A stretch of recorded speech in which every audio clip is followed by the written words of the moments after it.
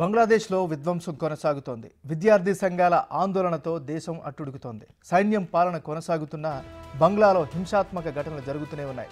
ఇళ్లు, దుకాణాలు, ప్రభుత్వ కార్యాలయాలకు విచ్చలవిడిగా నిప్పు పెట్టారు.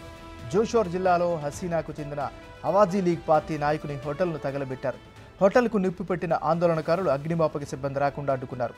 దీంతో 24 మంది సజీవ దహనమయ్యారు.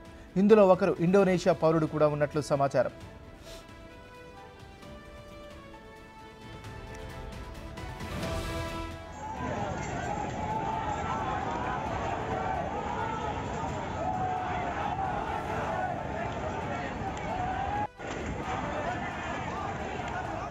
ప్రధాని పదవికి రాజీనామా చేసి షేక్ హసీనా బంగ్లాదేశ్ను వీడిన తర్వాత ఆమె అధికారిక నివాసంలో నిరసనకారులు చెలరేగిపోయారు.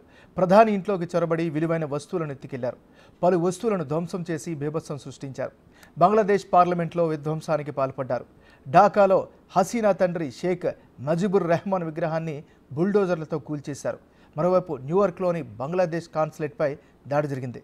నిరసనకారులు కార్యాలయాలకు చొరబడి ముజిబుర్ రెహమాన్ ఫోటోను, వస్తువులను ధ్వంసం చేశారు. షేక్ హసీనా రాజీనామా చేసి దేశం విడిచి వెళ్లిన తర్వాత బంగ్లా వ్యాప్తంగా కనీసం 100 మందికి పైగా అల్లర్లకు బలైనట్లు స్థానిక మీడియా పేర్కొంది. గత నెల రోజుల్లో మరణించిన వారి సంఖ్య 440కి చేరింది.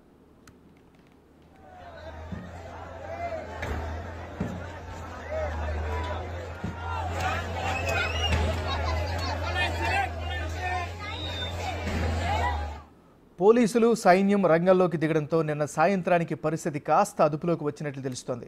హసీనాకు వ్యతిరేకంగా నిరసనల కారణంగా కొన్ని రోజులుగా మూసివేసిన స్కూళ్లు, దుకాణాలు, కార్యాలయాలను తిరిగి తెరుచుకోనున్నట్లు సమాచారం.